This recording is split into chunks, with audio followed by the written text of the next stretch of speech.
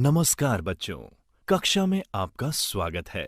आज हम जानेंगे ऑनलाइन बैंकिंग के लाभ के बारे में, यानी benefits of online banking. Online banking ग्राहक और बैंक दोनों के लिए कई फायदे प्रदान करता है। कुछ लाभ इस प्रकार हैं। कहीं भी किसी भी समय बैंकिंग, यानी 24/7 बैंकिंग। ट्रांजैक्शन पर कम लागत या सामान्य लागत में कटौती। कम समय की लागत। बहुत सुरक्षित। पैसे तुरंत और सही जगह स्थानांतरित। घर से बैठे बैठे यूटिलिटी बिल भरना और कई अन्य सेवाओं का लाभ लेना। ऑनलाइन बैंकिंग के माध्यम से सेवाएं, सर्विसेज थ्रू ऑनलाइन बैंकिंग। आज बैंक की लगभग सभी सेवाएं जो कि पारंपरिक बैंकिंग के साथ उपलब्ध हैं, उन्हें ऑनलाइन बैंकिंग के माध्यम से भी एक्सेस किया जा सकता है। ऑनलाइन उपलब्ध कुछ महत्वपूर्ण विशेषताएं इस प्रकार हैं। आधार प्रमाणीकरण, यानी आधार ऑथेंटिकेशन के जरिए बैंक खाता खोलना। अपने खाते की शेष राशि यानी बैलेंस अमाउंट और स्टेटमेंट की जांच करना। अपने खाते से किसी और के खाते में धन ट्रांसफर या स्थानांतरित करना। फिक्स डिपॉजिट्स और अन्य निवेश करना तथा उनका प्रबंधन करना। यूटिलिटी बिल्स यानी टेलीफोन व mobile bill, credit card bill इत्यादि का भुगतान करना। डिमांड ड्राफ्ट, चेकबुक के लिए अनुरोध करना। चेक का भुगतान रोकना। अपना debit card, credit card block या अनब्लॉक करना। डेबिट कार्ड पिन पुनर्जनन यानी पिन रीजेनरेशन के लिए अनुरोध। खाता खोले जाने की प्रक्रिया, process of opening an account. एक बैंक खाता खोलने के लिए आपको सबसे पहले उस खाते के प्रकार को तय करना चाहिए जिसे आप खोलना चाहते हैं, जैसे बचत खाता यानी सेविंग्स अकाउंट, चालू खाता यानी करंट अकाउंट, आवर्ती खाता यानी रिकरिंग अकाउंट आदि। एक बार फैसला करने पर आप निकटतम बैंक शाखा से संपर्क कर सकते हैं। बैंक के अधिकारी प्रपत्र यानी परफॉर्मा फॉर्म को भरने में आपकी सहायता करते हैं और आपको शाखा में एक बैंक खाता खोलने के लिए विभिन्न आवश्यक दस्तावेजों के बारे में सूचित करते हैं। नमस्कार बच्चों, कक्षा में आपका स्वागत है। आज हम जानेंगे जन धन खाता के बारे में। प्रधानमंत्री जन धन योजना भारत सरकार द्वारा अगस्त 2014 में शुरू की गई एक राष्ट्रीय योजना है, जिसका उद्देश्य ये सुनिश्चित करना है कि भारत के आर्थिक रूप से कमजोर वर्गों तक वित्तीय सेवाएं जैसे बचत व जमा बैंक खाता यानी सेविंग्स व डिपॉजिट अकाउंट, प्रेषित धन यानी रेमिटेंस, क्रेडिट, बीमा, पेंशन इत्यादि किफायती तरीकों से पहुंचे। प्रधानमंत्री जन धन योजना के तहत खाते खोलने के लिए आवश्यक दस्तावेज या डॉक्यूमेंट्स इस प्रकार हैं। यदि आधार कार्ड संख्या उपलब्ध है तो अन्य दस्तावेजों की आवश्यकता नहीं है। यदि पता बदल दिया गया है तो वर्तमान पते का स्वयं प्रमाणीकरण यानी सेल्फ सर्टिफिकेशन पर्याप्त है। यदि आधार कार्ड उपलब्ध नहीं है तो इनमें से कोई भी आधिकारिक वैध दस्तावेज आवश्यक है। मतदाता पहचान पत्र यानी voter ID, driving licence, PAN card, passport और नरेगा कार्ड। यदि इन दस्तावेजों में आपका पता शामिल है तो ये पहचान का सबूत और पता यानी आइडेंटिटी एंड एड्रेस प्रूफ दोनों के रूप में काम कर सकता है। यदि किसी व्यक्ति के पास ऊपर उल्लेखित आधिकारिक वैध दस्तावेज यानी ऑफिशियली वैलिड डॉक्यूमेंट्स नहीं हैं, लेकिन उसे बैंकों द्वारा कम जोखिम यानी लो रिस्क के रूप में वर्गीकृत या क्लासिफाइड किया गया है, तो वह इनमें से किसी भी दस्तावेजों में से एक को जमा करके बैंक खाता खोल सकता है। केंद्रीय व राज्य सरकार के विभागों, वैधानिक या नियामक प्राधिकरण मतलब स्टैट्यूटरी और रेगुलेटरी अथॉरिटी, सार्वजनिक क्षेत्र के उपक्रमों, पब्लिक सेक्टर अंडरटेकिंग्स, अनुसूचित वाणिज्यिक बैंक यानी शेड्यूल्ड कमर्शियल बैंक्स और सार्वजनिक वित्तीय संस्थानों यानी पब्लिक फाइनेंशियल इंस्टीट्यूशंस द्वारा आवेदक की तस्वीर के साथ जारी पहचान पत्र या आइडेंटिटी कार्ड। व्यक्ति की एक विधिवत रूप से सत्यापित फोटो के साथ एक गैजेट अधिकारी द्वारा जारी पत्र। भामाशाह सक्षम बैंक खाता, Bhamashah enabled bank account. Bhamashah योजना की पहल 2008 में राजस्थान सरकार द्वारा सीधे लाभ हस्तांतरण प्रदान करने के उद्देश्य से की गई थी। ये देश में अपनी तरह का पहला प्रयास था।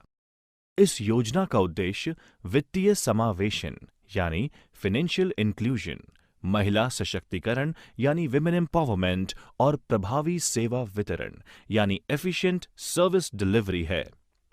ये पारदर्शी या ट्रांसपेरेंट तरीके से लक्षित लाभार्थियों अर्थात टारगेट बेनिफिशरीज को नकद और गैर नकद लाभों को स्थानांतरित करने के लिए एंड टू एंड सेवा डिलीवरी प्लेटफॉर्म है। ये योजना वित्तीय समावेशन का एक परिवार आधारित कार्यक्रम है, जहां प्रत्येक परिवार को भामाशाह कार्ड जारी किया जाता है। ये कार्ड कोर बैंक खाते से जुड़ा हुआ है, जो परिवार के मुखिया यानी घर की महिला के नाम पर होता है। कार्ड बायोमेट्रिक पहचान और कोर बैंकिंग का प्रयोग करता है। भामाशाह कार्ड के माध्यम से कई कैश बेनिफिट्स का उपयोग किया जाएगा और उन्हें लाभार्थियों के बैंक खाते में सीधे स्थानांतरित किया जा सकेगा। गैर नकद लाभ सीधे हकदार लाभार्थियों को दिया जाएगा। भामाशाह योजना में नामांकन दोनों ऑफलाइन और ऑनलाइन तरीके से किया जा सकता है। ऑनलाइन नामांकन ई-मित्र कियोस्क या भामाशाह पोर्टल के माध्यम से किया जा सकता है। आधार नंबर के साथ भामाशाह नामांकन किया जा सकता है। यदि आधार नंबर नागरिक के पास उपलब्ध नहीं है, तो आधार पंजीकरण करवाने और अपडेट करने के लिए चयनित ई-मित्र और कियोस्क पर सुविधाएं उपलब्ध हैं। उपयोगी जानकारी। भामाशाह योजना के अंतर्गत परिवार के सभी सदस्यों को जोड़ा जा सकता है और वे सभी इस योजना का लाभ ले सकते हैं। नमस्कार बच्चों, कक्षा में आपका स्वागत है। आज हम जानेंगे ऑनलाइन या डिजिटल भुगतान पद्धतियों के बारे में और उनके प्लेटफॉर्म्स के बारे में। Online digital payment methods and platforms. एक डिजिटल भुगतान प्रणाली ऑनलाइन ट्रांजैक्शन के लिए इलेक्ट्रॉनिक भुगतान की स्वीकृति प्रदान करती है। डिजिटल भुगतान debit card, credit card, net banking, mobile wallet और अन्य कई भुगतान मोड के माध्यम से किया जा सकता है। भारत में कई डिजिटल भुगतान प्लेटफॉर्म और भुगतान गेटवे यानी पेमेंट गेटवेज उपलब्ध हैं, जो ऑनलाइन डिजिटल भुगतान सुविधा प्रदान करते हैं। इन डिजिटल भुगतान प्लेटफॉर्म्स या भुगतान गेटवेज को मर्चेंट्स द्वारा एकीकृत किया जाता है, ताकि ग्राहक आसानी से भुगतान एवं वस्तु और सेवाओं की खरीद का भुगतान विधियों द्वारा लाभ उठा सकें। इस खंड में हम credit card, debit card, RuPay card और पॉइंट ऑफ सेल मशीन का वर्णन करेंगे। क्रेडिट कार्ड भुगतान। Credit card payment.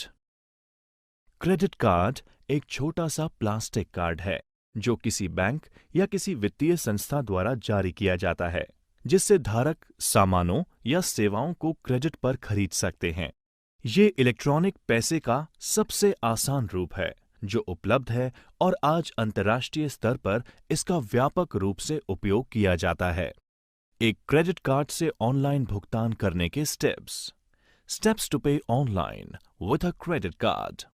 भुगतान करते समय आपको अपनी भुगतान विधि या पेमेंट मेथड के रूप में क्रेडिट कार्ड चुनने की आवश्यकता होगी। आपके द्वारा उपयोग किए जा रहे क्रेडिट कार्ड को चुनने का विकल्प भी होगा, जैसे visa, Mastercard, discover, American express आदि। यदि आपका क्रेडिट कार्ड प्रकार बॉक्स में सूचीबद्ध या लिस्टेड नहीं है, तो मर्चेंट उस प्रकार के क्रेडिट कार्ड को स्वीकार नहीं करता। विवरण दर्ज करने से पहले आपको ये सुनिश्चित करना होगा कि एड्रेस बार में एक लॉक प्रतीक और HTTPS है। HTTPS का अर्थ हाइपरटेक्स्ट ट्रांसफर प्रोटोकॉल सिक्योर होता है। लॉक और HTTPS सुनिश्चित करते हैं कि जिस वेबसाइट का आप उपयोग कर रहे हैं वह सुरक्षित और सत्यापित है। अपना नाम दर्ज करें, जैसे आपके क्रेडिट कार्ड पर दिखाई देता है। ये सत्यापित करने के लिए कि आपने अपना नाम सही ढंग से दर्ज किया है क्रेडिट कार्ड को देखें। इसके बाद अपनी क्रेडिट कार्ड की जानकारी दर्ज करें। क्रेडिट कार्ड नंबर, आपके क्रेडिट कार्ड पर अंकित 16 अंक, समाप्ति तिथि यानी एक्सपायरी डेट और सुरक्षा कोड यानी CVV नंबर। आमतौर पर क्रेडिट कार्ड नंबर के बाद कार्ड के पीछे 3 अंकों की सुरक्षा कोड मुद्रित किया जाता है। अपने क्रेडिट कार्ड के लिए बिलिंग पता या बिलिंग एड्रेस दर्ज करें। ये वह पता है जिस पर आप अपना क्रेडिट कार्ड स्टेटमेंट प्राप्त करते हैं। ध्यान दें कि ये पता शिपिंग एड्रेस से भिन्न हो सकता है। उदाहरण के लिए, यदि आपके स्टेटमेंट पोस्ट ऑफिस पर प्राप्त होते हैं, लेकिन आप अपने ऑर्डर को अपने घर में भेजना चाहते हैं, या अगर आप किसी को उपहार के रूप में भेजना चाहते हैं। जब आप भुगतान बटन पर क्लिक करते हैं, तो आपको अपने पंजीकृत मोबाइल पर एक OTP यानी वन टाइम पासवर्ड प्राप्त होगा। प्रमाणीकरण पृष्ठ यानी ऑथेंटिकेशन पेज पर इस OTP को दर्ज करें और ट्रांजैक्शन पूर्ण करें। ट्रांजैक्शन के सफल समापन पर आपको एक ट्रांजैक्शन संदर्भ संख्या प्राप्त होगी। आपको इसे अपने संदर्भ उद्देश्य के लिए संभाल कर रखना चाहिए। आपके द्वारा किए गए भुगतान के साथ किसी भी तरह डेबिट कार्ड। एक डेबिट कार्ड, जिसे बैंक कार्ड या चेक कार्ड भी कहा जाता है, एक प्लास्टिक का भुगतान कार्ड होता है जिसका इस्तेमाल खरीदारी करते समय नकदी के बजाय किया जा सकता है। ये एक क्रेडिट कार्ड के समान है, लेकिन क्रेडिट कार्ड के विपरीत कोई ट्रांजैक्शन करते समय धन सीधे आपके खाते से ही डेबिट हो जाता है। एक डेबिट कार्ड से ऑनलाइन भुगतान करने के स्टेप्स टू पे online with a debit card. सुनिश्चित करें कि आपके खाते में पर्याप्त पैसा है। मर्चेंट वेबसाइट आपको भुगतान विधि या पेमेंट मेथड चुनने के लिए कहेगी। आपको अपनी भुगतान विधि या पेमेंट मेथड के रूप में डेबिट कार्ड चुनने की आवश्यकता होगी। कुछ मामलों में मर्चेंट वेबसाइट आपको भुगतान गेटवे या पेमेंट गेटवे पर रीडायरेक्ट करती है। विवरण दर्ज करने से पहले आपको ये सुनिश्चित करना होगा कि एड्रेस बार में एक लॉक प्रतीक और HTTPS है। HTTPS का अर्थ हाइपरटेक्स्ट ट्रांसफर प्रोटोकॉल सिक्योर होता है। लॉक और HTTPS सुनिश्चित करते हैं कि जिस वेबसाइट का आप उपयोग कर रहे हैं वह सुरक्षित और सत्यापित है। अपना कार्ड नंबर और CVV या CVC2 नंबर दर्ज करें। आपको अपने कार्ड की समय सीमा समाप्त होने वाले महीने और वर्ष दर्ज करने के लिए कहा जाएगा। कार्ड धारक का नाम भी आवश्यक हो सकता है। CVV या CVC2 संख्या आपके कार्ड के पीछे एक 3 अंकीय संख्या होती है। इसे 4 अंकों की संख्या के दाईं ओर रखा गया है। ये 4 अंकों की संख्या कार्ड संख्या की अंतिम 4 अंकीय संख्या होती है। आपको ट्रांजैक्शन प्रमाणित करने के लिए पासवर्ड की आवश्यकता हो सकती है। OTP यानी वन टाइम पासवर्ड का विकल्प भी उपलब्ध हो सकते हैं। यदि आप ये विकल्प चुनते हैं तो आपको बैंक से मैसेज या ईमेल द्वारा एक पासवर्ड भेजा जाएगा। पासवर्ड केवल एक बार उपयोग किया जा सकता है और ये केवल सीमित अवधि के लिए ही वैध रहता है। आप अपने बैंक से ट्रांजैक्शन के सफल समापन पर ट्रांजैक्शन अपडेट प्राप्त करेंगे। आपको द्वारा दिए गए भुगतान के साथ किसी भी तरह के मामले में ये उपयोगी हो सकता है। नमस्कार बच्चों, कक्षा में आपका स्वागत है। आज हम जानेंगे रुपए कार्ड पेमेंट के बारे में। रुपए और पेमेंट का एक संयोजन या कॉम्बिनेशन है। ये भारत के राष्ट्रीय भुगतान निगम यानी NPCI national payment corporation of India के द्वारा बनाया और लॉन्च किया गया है। ये कार्ड डेबिट कार्ड का एक भारतीय संस्करण है। ये देश में भुगतान प्रणालियों के एकीकरण के इरादे से बनाया गया है। रुपए डेबिट कार्ड से ऑनलाइन भुगतान करने के स्टेप्स टू पे online with a RuPay debit card. Merchant website पर जाएं और रुपए डेबिट कार्ड का उपयोग करने के लिए वेबसाइट पर कोई उत्पाद या सेवा ढूंढें। अपना मोबाइल नंबर दर्ज करने के बाद पेमेंट पेज पर जाएं और भुगतान विकल्प के तहत भुगतान मोड के रूप में रुपए डेबिट कार्ड चुनें। विवरण दर्ज करने से पहले आपको ये सुनिश्चित करना होगा कि एड्रेस बार में एक लॉक प्रतीक और HTTPS है। HTTPS का अर्थ हाइपरटेक्स्ट ट्रांसफर प्रोटोकॉल सिक्योर होता है। लॉक और HTTPS सुनिश्चित करते हैं कि जिस वेबसाइट का आप उपयोग कर रहे हैं वह सुरक्षित और सत्यापित है। प्रथम ट्रांजैक्शन, फर्स्ट ट्रांजैक्शन। इसके लिए पंजीकरण आवश्यक होता है। पहला ऑनलाइन ट्रांजैक्शन करने से पहले कार्ड धारक को ई-कॉमर्स के लिए सक्षम करने के लिए अपने रुपए कार्ड को पंजीकृत करना होगा। कार्ड धारक को भुगतान स्क्रीन या पेमेंट स्क्रीन पर सभी उचित रुपए कार्ड विवरण दर्ज करने होंगे, जैसे कि कार्ड नंबर, समाप्ति तिथि और CVV2, जो कि कार्ड के पीछे के 3 अंक हैं। बैंक के साथ पंजीकृत कार्ड धारक के मोबाइल नंबर, ईमेल आईडी और एक OTP यानी वन टाइम पासवर्ड भेजा जाएगा। ग्राहक OTP की वांछित प्राप्ति के लिए विकल्प या तो मोबाइल नंबर या ईमेल आईडी का चयन कर सकते हैं। ग्राहक को बैंक के साथ पंजीकृत मोबाइल नंबर या ईमेल आईडी पर प्राप्त OTP दर्ज करना होगा। कार्ड धारक को OTP द्वारा प्रमाणित करने के बाद कई चित्रों के मिश्रण का एक छोटा फ्रेम दिखाई देगा। कार्ड धारक को एक चित्र चुनना होता है। इस इमेज के बाद के सभी ट्रांजैक्शन के लिए याद रखना होता है। इसे पंजीकृत चित्र या रजिस्टर्ड इमेज के रूप में कहा जाता है। यदि कार्ड धारक पंजीकृत चित्र को भूल जाता है तो उसे पुनः पंजीयन करना पड़ता है। कार्ड धारक को एक वाक्यांश, जो कि अधिकतम 40 वर्ण तक होगा, प्रवेश करने के लिए कहा जाता है, जिसे भविष्य के ट्रांजैक्शन में पहचान के लिए याद रखना होता है। कार्ड धारक को एक स्वपरिवर्तनशील यानी स्क्रैम्बलिंग पिन पैड पेज दिखाया जाएगा। नमस्कार बच्चों, कक्षा में आपका स्वागत है। आज हम जानेंगे नेट बैंकिंग भुगतान के बारे में। नेट बैंकिंग पेमेंट आपके बैंक की इंटरनेट बैंकिंग सेवा का उपयोग भारत में सबसे लोकप्रिय भुगतान विधियों में से एक है। ये डेबिट कार्ड के द्वारा की गई खरीद के ही समान है, सिवाय इसके कि आप अपने इंटरनेट बैंकिंग खाते में लॉगिन करके भुगतान करते हैं। इस मामले में भी आपके द्वारा खरीदारी करने के बाद राशि तुरंत आपके बैंक खाते से काट ली जाती है। नेट बैंकिंग से ऑनलाइन भुगतान करने के स्टेप्स टू पे ऑनलाइन विथ नेट बैंकिंग। सुनिश्चित करें कि आपके खाते में पर्याप्त पैसा है। मर्चेंट वेबसाइट आपको अपने भुगतान विधि या पेमेंट मेथड के लिए पूछेगी। आपको अपनी भुगतान विधि या पेमेंट मेथड के रूप में नेट बैंकिंग को चुनना होगा। कुछ मामलों में मर्चेंट वेबसाइट आपको पेमेंट गेटवे पर पुनर्निर्देशित या रीडायरेक्ट करेगी। विवरण दर्ज करने से पहले आपको ये सुनिश्चित करना होगा कि एड्रेस बार में एक लॉक प्रतीक और HTTPS है। HTTPS का अर्थ हाइपरटेक्स्ट ट्रांसफर प्रोटोकॉल सिक्योर्ड होता है।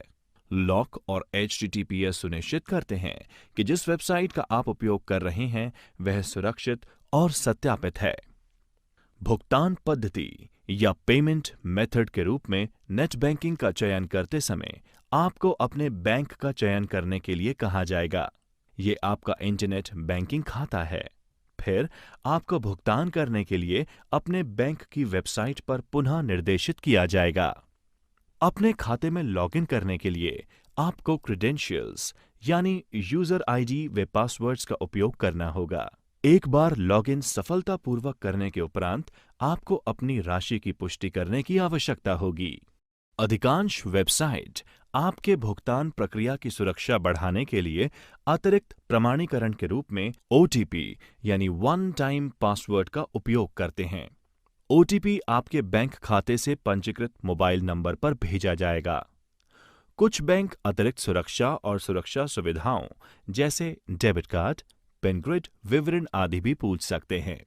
आप अपने बैंक से ट्रांजैक्शन के सफल समापन पर एक ट्रांजैक्शन अपडेट प्राप्त करेंगे।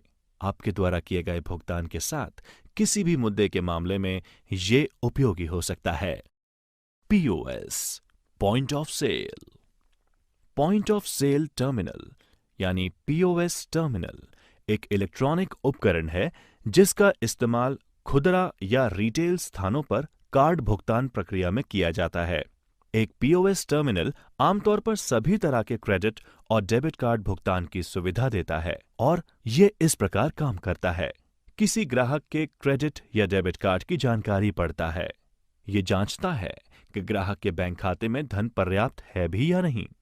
ग्राहक के खाते से विक्रेता के खाते में धनराशि स्थानांतरित करता है, ट्रांजैक्शन दर्ज करता है और रसीद यानी रिसिप्ट प्रिंट करता है। उपयोगी जानकारी।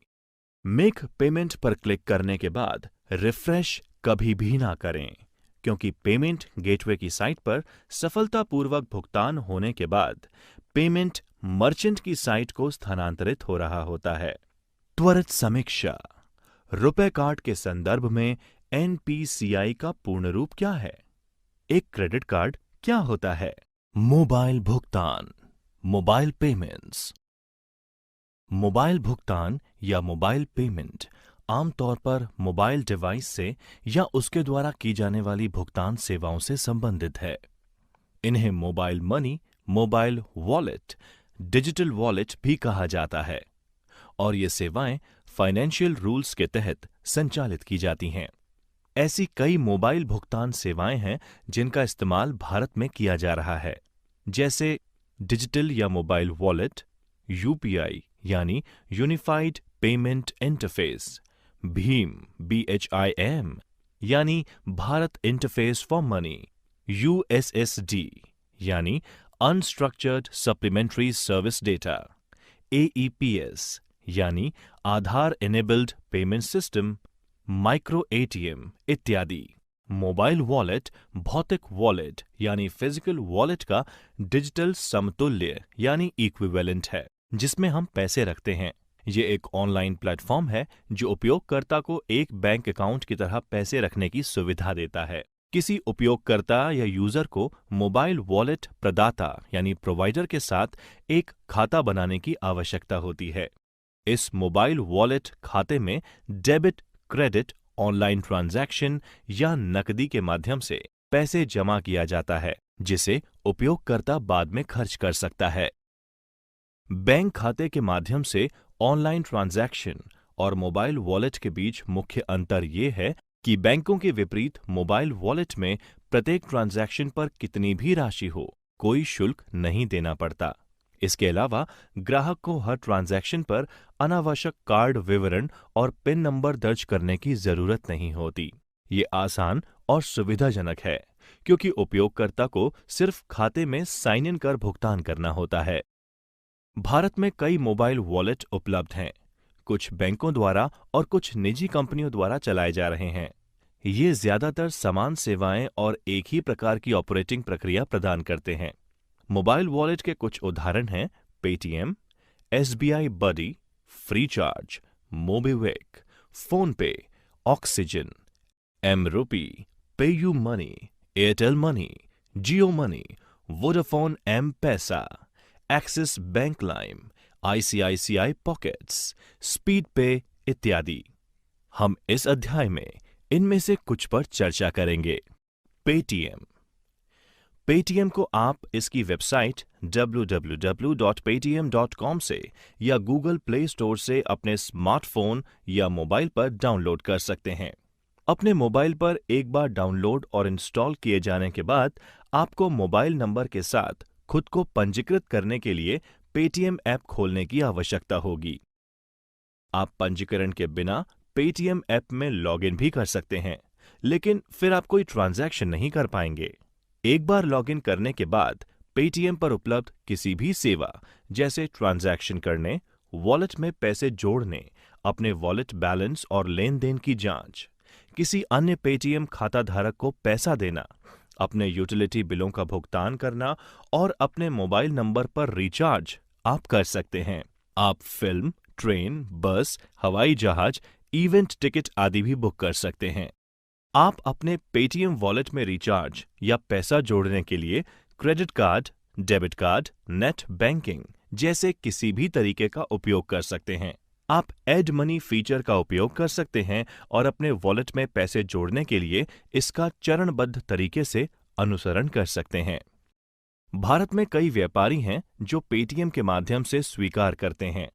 आपकी खरीद के बाद आप मर्चेंट के मोबाइल नंबर, ईमेल का उपयोग कर व्यापारी को पैसे हस्तांतरित कर सकते हैं या व्यापारी को पेटीएम द्वारा निर्दिष्ट प्री प्रिंट किए गए क्यूआर कोड को स्कैन कर सकते हैं। आप मर्चेंट को अपने वॉलेट के माध्यम से या credit card, debit card, net banking इत्यादि का उपयोग करके पैसे भेज सकते हैं। अगर आप वॉलेट के माध्यम से किसी को भी राशि भेजना चाहते हैं, तो आपको अपने वॉलेट में बैलेंस या धनराशि रखने की जरूरत होगी। फ्रीचार्ज। फ्रीचार्ज एक ई कॉमर्स वेबसाइट और मोबाइल वॉलेट है जो भारत में prepaid mobile phone, postpaid mobile, DTH और डेटा कार्ड रिचार्ज करने के लिए ऑनलाइन सुविधा प्रदान करता है। ये एप्लीकेशन चैट और पे सुविधा प्रदान करता है जो 2 फ्रीचार्ज उपयोगकर्ताओं को अपने फ्रीचार्ज वॉलेट से अपने बीच पैसे हस्तांतरण करने और प्राप्त करने में सक्षम बनाता है। यह स्प्लिट बिल जैसी कुछ रोचक सुविधाएं भी प्रदान करता है, जिससे आप अपने दोस्तों के बीच भुगतान की जाने वाली राशि को विभाजित यानी डिवाइड कर सकते हैं। फ्रीचार्ज को गूगल प्ले स्टोर से डाउनलोड और इंस्टॉल किया जा सकता है और आप अपने मोबाइल नंबर से खुद को पंजीकृत कर सकते हैं। फ्रीचार्ज भी पेटीएम के ही समान मिलती-जुलती सेवाएं देता है। स्टेट बैंक बडी। स्टेट बैंक बडी आपके स्मार्टफोन हेतु स्टेट बैंक ऑफ इंडिया द्वारा बनाया गया एक मोबाइल वॉलेट है। ये एक अर्धबंद यानी सेमी क्लोज्ड प्रीपेड वॉलेट है जिसका इस्तेमाल अन्य वॉलेट के उपयोगकर्ताओं या यूजर्स और बैंक खातों में कभी भी कहीं भी पैसा ट्रांसफर करने के लिए किया जा सकता है। आप स्टेट बैंक बडी गूगल प्ले स्टोर पर खोज करके इस ऐप को डाउनलोड और इंस्टॉल कर सकते हैं। एक बार इंस्टॉल होने पर आप इसे खोल सकते हैं और अपना फेसबुक अकाउंट या मोबाइल नंबर का उपयोग करके खुद को पंजीकृत कर सकते हैं। यह एप्लीकेशन हिंदी और अंग्रेजी सहित कई भाषाओं में उपलब्ध है। आप इस ऐप पर उपलब्ध ये फीचर्स उपयोग कर सकते हैं। पैसा भेजना, अपना विवरण देखना, अपने एसबीआई बडी को निजीकृत यानी पर्सनलाइज करना, प्रीपेड मोबाइल और डीटीएच रिचार्ज करना, अपने बिलों का भुगतान करना, मूवी टिकट बुक करना, ऑनलाइन मर्चेंट भुगतान करना आदि। उपयोगी जानकारी। प्रत्येक नागरिक को अपने मोबाइल वॉलेट पासवर्ड को सुरक्षित रखना चाहिए और इसे किसी के भी साथ साझा यानी शेयर नहीं करना चाहिए। ओटीपी जो कि वन टाइम पासवर्ड है, सुरक्षा सुविधा को सदैव इनेबल करके रखना चाहिए ताकि जब भी कोई व्यक्ति आपके वॉलेट में लॉगिन करने का प्रयास करे तब आपको उसकी जानकारी मिल सके। बिना सही ओटीपी दर्ज किए कोई भी व्यक्ति आपके खाते में प्रवेश नहीं कर सकता है। नमस्कार बच्चों, कक्षा में आपका स्वागत है। आज हम जानेंगे यूपीआई यानी यूनिफाइड पेमेंट इंटरफेस के बारे में। यूनिफाइड पेमेंट इंटरफेस भारत के सभी खुदरा भुगतान प्रणालियों के लिए राष्ट्रीय भुगतान निगम यानी NPCI national payment corporation of India द्वारा विकसित एक भुगतान प्रणाली है जो स्मार्टफोन के उपयोग से किसी भी 2 बैंक खातों के बीच धन हस्तांतरण की अनुमति देता है। यूपीआई एक ग्राहक को बिना क्रेडिट कार्ड विवरण, आईएफएससी कोड या नेट बैंकिंग, वॉलेट पासवर्ड का विवरण दर्ज किए एक बैंक खाते से अलग-अलग व्यापारियों को ऑनलाइन और ऑफलाइन भुगतान करने की अनुमति देता है। UPI application Google play store से डाउनलोड किया जा सकता है। इस ऐप को इंस्टॉल करने के बाद आपको नाम, वर्चुअल आईडी यानी भुगतान का पता, पासवर्ड इत्यादि जैसे विवरण दर्ज करके अपना प्रोफाइल बनाने की आवश्यकता होती है। इसके बाद आप add link manage bank account विकल्प पर जा सकते हैं और वर्चुअल आईडी के साथ बैंक और खाता नंबर लिंक कर सकते हैं। आपको एमपिन यानी mobile banking personal identification number तैयार करना होता है क्योंकि ये मोबाइल के माध्यम से किसी भी ट्रांजैक्शन के लिए आवश्यक होता है। एमपिन जनरेट करने के लिए ये स्टेप्स हैं। उस बैंक खाते का चयन करें जहां से आप ट्रांजैक्शन शुरू करना चाहते हैं और मोबाइल बैंकिंग पंजीकरण एमपिन जनरेट करें विकल्प का चयन करें। आपको अपने पंजीकृत या रजिस्टर्ड मोबाइल नंबर पर जारीकर्ता बैंक यानी इशूइंग बैंक से वन टाइम पासवर्ड यानी ओटीपी प्राप्त होगा। आपको डेबिट कार्ड नंबर के अंतिम 6 अंक और समाप्ति तिथि यानी एक्सपायरी डेट दर्ज करने होंगे। ओटीपी और पसंदीदा संख्यात्मक एमपिन जो भी आपको सेट करना है दर्ज करें और सबमिट पर क्लिक करें। सबमिट करने के बाद ग्राहक एमपिन बदलने के लिए नोटिफिकेशन सक्सेसफुल या डिक्लाइंड प्राप्त करता है। पुराना एमपिन और पसंदीदा एमपिन जो सेट करना हो दर्ज करें और सबमिट पर क्लिक करें। सबमिट करने के बाद ग्राहक को नोटिफिकेशन सक्सेसफुल या डिक्लाइंड भी प्राप्त होता है।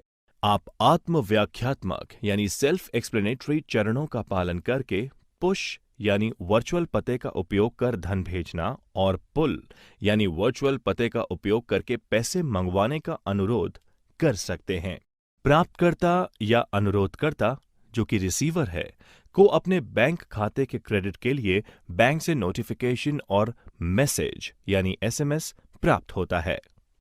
Bhim Bharat interface for money. Bhim UPI पर आधारित एक एकीकृत यानी यूनिफाइड भुगतान समाधान एप्लीकेशन है। यदि आपने अपने बैंक खाते पर यूपीआई आधारित भुगतानों के लिए साइन अप किया है जो आपके मोबाइल नंबर से भी जुड़ा हुआ है, तो आप डिजिटल ट्रांजैक्शन करने के लिए भीम ऐप का उपयोग करने में सक्षम होंगे। इसमें वे सभी भारतीय बैंक शामिल होते हैं जो तत्काल भुगतान सेवा के आधार पर बने प्लेटफॉर्म का उपयोग करते हैं और उपयोगकर्ता को किसी भी दो पार्टियों के बैंक खातों के बीच तुरंत धन हस्तांतरण करने की अनुमति देते हैं। भीम ऐप का उपयोग करने के तरीके के बारे में हम यहां पर चरण दर चरण यानी स्टेप बाय स्टेप जानेंगे। एंड्रॉयड या आईओएस उपयोगकर्ता भीम ऐप की खोज प्ले स्टोर या ऐप स्टोर पर करके इसे डाउनलोड कर सकते हैं। एप्लीकेशन इंस्टॉल करें और अपनी भाषा चुनें। ऐप आपको एसएमएस के उपयोग से अपना फोन नंबर सत्यापित यानी ऑथेंटिकेट करने के लिए संकेत देगा। इसके उपरांत नेक्स्ट पर क्लिक करें और सत्यापन प्रक्रिया पूरी होने तक प्रतीक्षा करें। एक बार सत्यापन पूर्ण हो जाने पर 4 अंकों का पासकोड दर्ज करें। एक पासकोड सेट होने के बाद ऐप आपको अपने बैंक का चयन करने के लिए कहता है। एक बार बैंक का चयन करने के बाद ऐप आपको फोन नंबर का उपयोग करके आपके विवरण को स्वचालित रूप से उठाता है। प्राइमरी बैंक खाते का चयन करें जो आपके सभी लेन देन यानी ट्रांजैक्शंस के लिए उपयोग किया जाना है। ऐप 3 विकल्प दिखाता है। सेंड यानी भेजें, रिक्वेस्ट यानी अनुरोध करें और स्कैन या पे यानी स्कैन या भुगतान करें। ध्यान रहे कि ट्रांजैक्शन केवल सत्यापित फोन नंबर्स के बीच ही संभव है। किसी को भी पैसे भेजने के लिए अपने फोन में वह नंबर और स्थानांतरित होने वाली राशि टाइप करें। ऐप आपको अपने एमपिन यानी mobile banking personal identification number को दर्ज करने के लिए कहेगी। आमतौर पर यह एक 4 या 6 अंकों का कोड होता है जो कि मोबाइल ट्रांजैक्शन को प्रमाणित करता है। इसी तरह आप अपने फोन नंबर का उपयोग करके किसी से धन मंगवाने का अनुरोध भी कर सकते हैं। तीसरा विकल्प स्कैन और भुगतान उपभोक्ताओं को एक क्यूआर कोड का उपयोग करके पैसे हस्तांतरित करने की अनुमति देता है, जो कि एक स्मार्टफोन या टैबलेट द्वारा डिकोड किया जा सकने वाला एक 2 आयामी काले और सफेद बारकोड यानी 2 dimensional black and white barcode होता है। प्रत्येक फोन नंबर का एक क्यूआर यूएसएसडी। ये सेवा बुनियादी सुविधा युक्त मोबाइल फोन यानी बेसिक फीचर फोन का उपयोग करके मोबाइल बैंकिंग ट्रांजैक्शन की अनुमति देता है। यूएसएसडी सेवाओं का उपयोग करने के लिए आपके पास इंटरनेट कनेक्शन या स्मार्टफोन होना आवश्यक नहीं है। यह सेवा अपने मोबाइल पर एक संख्या *99# डायल करके इस्तेमाल की जा सकती है, जो सभी दूरसंचार सेवा प्रदाताओं यानी टेलीकॉम सर्विस प्रोवाइडर्स में एक समान होता है और मोबाइल स्क्रीन पर प्रदर्शित इंटरैक्टिव मेन्यू से ये सेवा काम करती है। यह हिंदी और अंग्रेजी सहित कई भाषाओं में उपलब्ध है। यूएसएसडी में धन ट्रांसफर की एक सीमा होती है जो हर बैंक के लिए भिन्न होती है। ये सेल्फ सर्विस मोड पर चलता है और आपको ट्रांजैक्शन के लिए मोबाइल मनी पहचानकर्ता यानी MMID, मोबाइल मनी आइडेंटिफायर और एमपिन की आवश्यकता पड़ेगी। यूएसएसडी पर उपलब्ध कुछ सेवाएं हैं: बैलेंस पूछताछ, balance inquiry, mini statement, fund transfer, MMID जानें, एमपिन बदलें, OTP उत्पन्न करें। उपयोगी जानकारी: MMID यानी मोबाइल मनी आइडेंटिफायर पंजीकरण के बाद बैंक द्वारा 7 अंकों की अनूठी यानी यूनिक संख्या जारी की जाती है। रेमिटर ग्राहक जो पैसा भेजना चाहते हैं और बेनिफिशियरी ग्राहक जो धन प्राप्त करना चाहते हैं, जो मोबाइल नंबर और MMID के माध्यम से इस इंटरबैंक फंड का हस्तांतरण करना चाहते हैं, इनके पास इस MMID का होना आवश्यक है। AEPS आधार एनेबल्ड पेमेंट सिस्टम, आधार सक्षम भुगतान प्रणाली। AEPS बैंक खाते से धन प्राप्त करने का एक तरीका है। धन प्राप्त करने की ये व्यवस्था ना तो आपके हस्ताक्षर और ना ही डेबिट कार्ड की मांग करती है। ये प्रमाणीकरण के लिए आधार डेटा का लाभ उठाती है। UPI और USSD की तरह ये भारत के राष्ट्रीय भुगतान निगम यानी NPCI की एक और पहल है। AEPS एक मशीन है जिसे माइक्रो ATM भी कहा जाता है। ये मशीन POS मशीनों के समान है जो क्रेडिट डेबिट कार्ड स्वीकार करते हैं। एकमात्र अंतर यह है कि इसमें किसी भी कार्ड के बजाय आपको अपने बायोमेट्रिक यानी आमतौर पर फिंगरप्रिंट का उपयोग करके अपने भुगतान को प्रमाणित करने की आवश्यकता पड़ती है। एक व्यापारी जिसे भुगतान स्वीकार करने की जरूरत है, वह आधार संख्या और राशि मशीन में मौजूद टच इंटरफेस का उपयोग करके दर्ज करेगा। ग्राहक को उसके फिंगरप्रिंट का उपयोग करके भुगतान को प्रमाणित करना होगा। ये राशि उस बैंक खाते से काट ली जाएगी जो ग्राहक के आधार संख्या से जुड़ी होती है और व्यापारी के बैंक खाते में जमा हो जाएगी। ये मोबाइल ऐप के रूप में भी उपलब्ध है ताकि व्यापारी फिंगरप्रिंट स्कैनर युक्त स्मार्टफोन का उपयोग AEPS के फायदे उठाने के लिए कर सकें। बैलेंस पूछताछ यानी बैलेंस इंक्वायरी, नकद निकासी यानी कैश विड्रॉल, नकद जमा यानी कैश डिपॉजिट और आधार सक्षम फंड ट्रांसफर यानी आधार एनेबल्ड फंड ट्रांसफर इस ऐप के जरिए की जाने वाली कुछ सेवाएं हैं। त्वरित समीक्षा: UPI का पूरा नाम क्या है? मोबाइल वॉलेट की कुछ विशेषताएं सूचीबद्ध करें।